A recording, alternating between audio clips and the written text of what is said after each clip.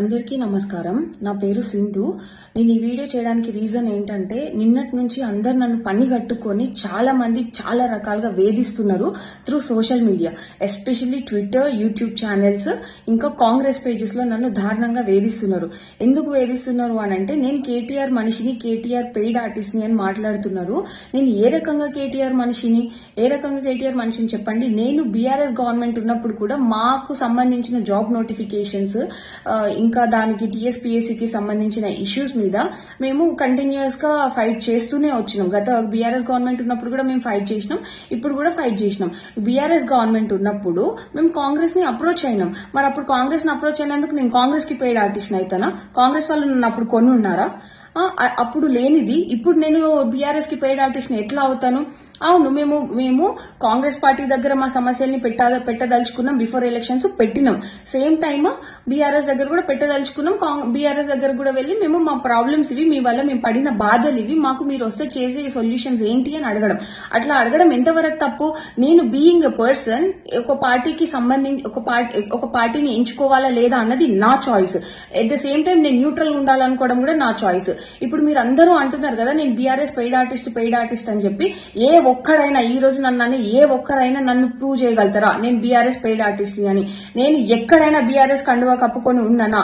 ఏ ఒక్క చోటనైనా నేను బీఆర్ఎస్ కి ఓట్ వేయండి అని చెప్పిన దాన్ని ఏ ఒక్కటైనా బయట పెట్టండి. ఈ రోజు బయట పెట్టి మాట్లాడండి. బయట పెట్టకుండా ఒక ఆడబిడ్డను పట్టుకొని అడ్డగోలుగా ట్విట్టర్ లో, ఫేస్బుక్ లో, ఇన్స్టాగ్రామ్ లో ఎక్కడంటే అక్కడ ట్రోల్స్ చేస్తున్నారు. ఇది ఎంతవరకు సమంజసం అని నేను అడుగుతున్నా. ఎందుకు ట్రోల్ చేస్తున్నారు అంటే ఇప్పుడు మేము క్వశ్చన్ చేసేది కాంగ్రెస్ గవర్నమెంట్ నిరుద్యోగులకు ఇచ్చిన హామీలనే కదా క్వశ్చన్ చేసేది. దాన్ని మేము క్వశ్చన్ చేస్తే మమ్మల్ని ఇంత టార్చర్ చేస్తారా మీరు? మీకు రైట్స్ ఎవరు ఇచ్చిండ్రు? ఒక పర్సన్ ని టార్చర్ చేయాల్సిన రైట్స్ ఎవరు ఇచ్చిండ్రు? తీన్మార్ మల్లన్న అంటాడు శంకిని అని మాట్లాడుతున్నావు. తీన్మార్ మల్లన్న ఏ రకంగా శంకినిగా కనిపిస్తున్నా? నేను ఇదే సమస్యల మీద, ఇదే టీఎస్పీఎస్సీ సమస్యల మీద నేను నీ స్టూడియో కూడా వచ్చి మాట్లాడినా. ఆ రోజు నేను శంకిని లాగా కనిపించలేదా నీకు? ఆ రోజేమో నేను దేవతలాగా కనిపించినా, ఈ రోజు శంకిని లాగా కనిపిస్తున్నా. అయినా కాంగ్రెస్ గవర్నమెంట్ కి నిరుద్యోగులందరూ ఈ రోజు ఎందుకు అంత చేదుగా కనిపిస్తున్నారు?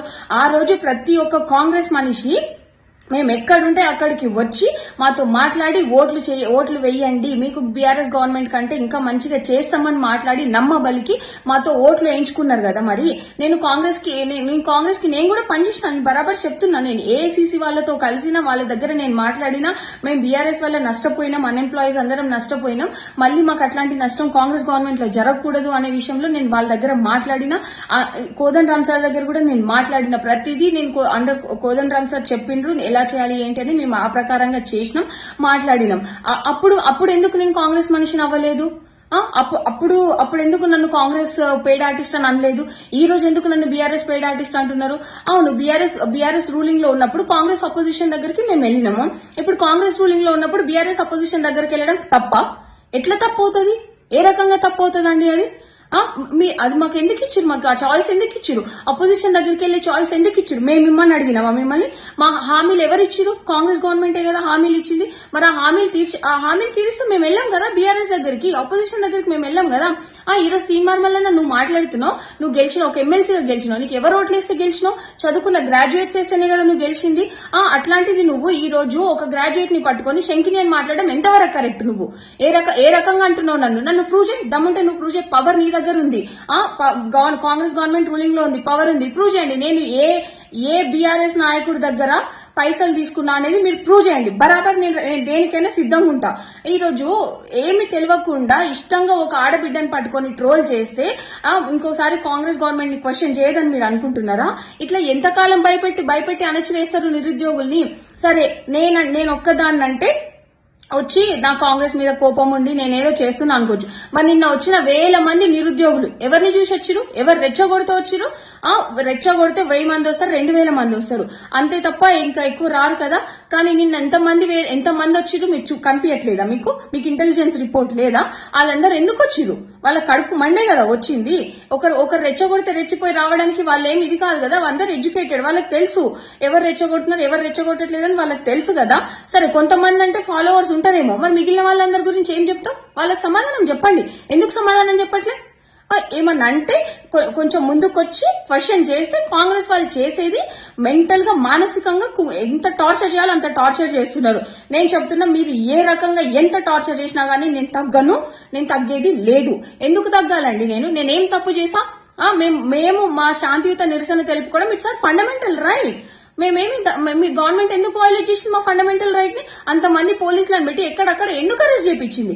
అంటే నిరుద్యోగులకు భయపడే కదా అరెస్ట్ చేయించింది.